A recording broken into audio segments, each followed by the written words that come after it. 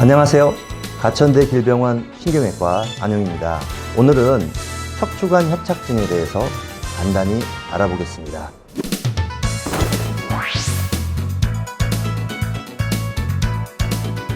척추관 협착증이라는 것은 척추신경이 지나가는 관이 좁아져서 생기는 병입니다.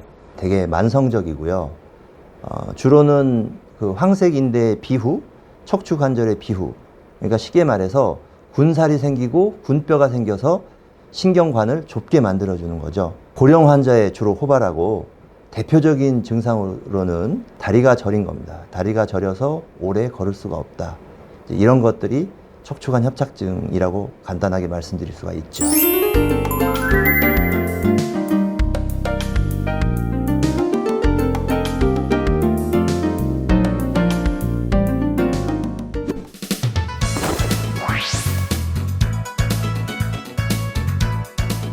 척추관 협착증과 디스크병, 디스크병과 척추관 협착증 두 가지를 감별하는 게 매우 중요합니다.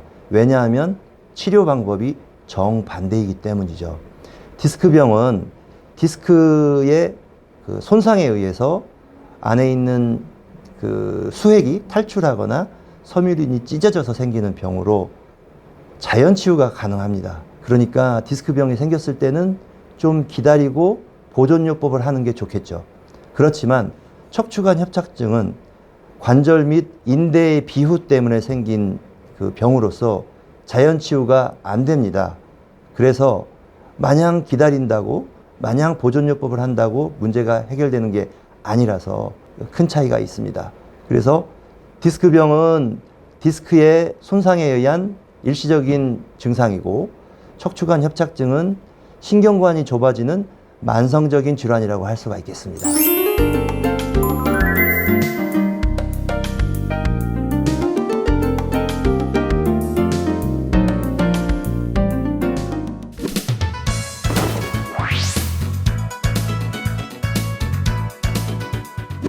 척추관 협착증의 대표적인 증상이 있습니다. 바로 다리 저림입니다. 이것을 이제 전문 용어로 말하면 신경성 간헐적 파행, 똑바로 걸을 때 저린다. 그래서 구부려서 쉬었다가 다시 걸어야 된다. 이런 것이 이제 전형적인 파행입니다. 이런 증상이 만성적으로 존재할 때 우리가 척추관 협착증이 있다고 말할 수가 있겠습니다.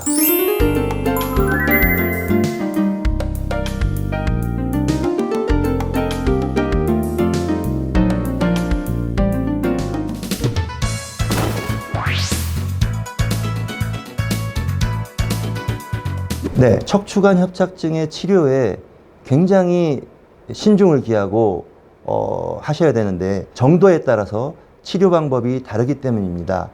대개 척추관 협착증이 있을 때 누구나 수술하기는 싫어하죠.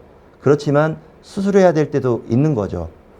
대개 1기, 2기, 3기, 4기로 나눌 수가 있고 그 정도에 따라서 경증일 때에는, 즉 1기 또는 2기일 때는 약물 치료나 주사요법이 효과적입니다. 1기나 2기 협착증은 협착증이라고 말할 수 없을 정도의 경미한 정도입니다. 사실상 임계점이 지나간 협착증인 경우에는 중증, 즉 3기 내지 4기입니다. 이런 경우에는 원칙적으로 수술이 답입니다.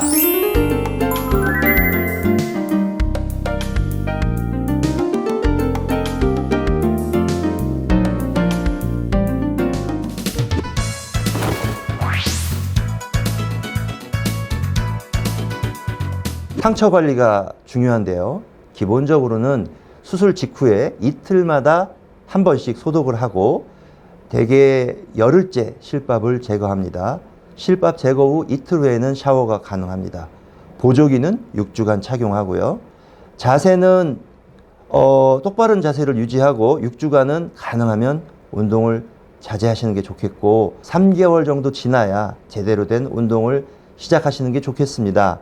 물리치료나 재활운동은 함부로 하지 말고 반드시 의사의 지시에 따르십시오. 일상생활은 수술 후 2주째는 운전이 가능하고 일반적인 사무 업무 가능합니다. 노동은 한 달째 가능하고 부부생활도 한 달 후에 가능합니다.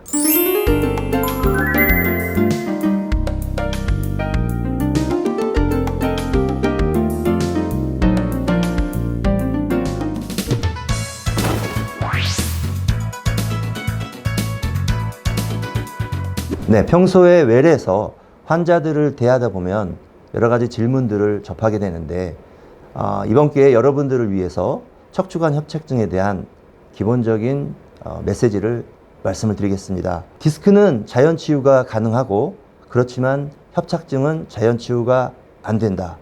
그래서 디스크는 기다리고 협착증은 신중하게 치료 방법을 생각하셔야 됩니다. 두 번째, 디스크는 시술로서도 치료가 되지만 협착증은 반드시 수술로서만 치료되는 게 원칙입니다. 그래서 시술로 협착증이 치료되지 않는다는 것을 알고 계셨으면 좋겠습니다. 세 번째, 수술을 해야 한다면 최소 침습 수술을 받으시는 게 좋겠습니다. 요즘은 거의 절개를 안 하고도 수술할 수 있는 시술법들이 많이 개발이 돼 있기 때문에 최소 침습 수술을 받으실 것을 권해드립니다. 운동으로는 협착증이 치료되지 않습니다. 진행된 협착증에는 운동이 의미가 없습니다. 반드시 전문가의 도움을 받으시기를 말씀을 드리겠습니다.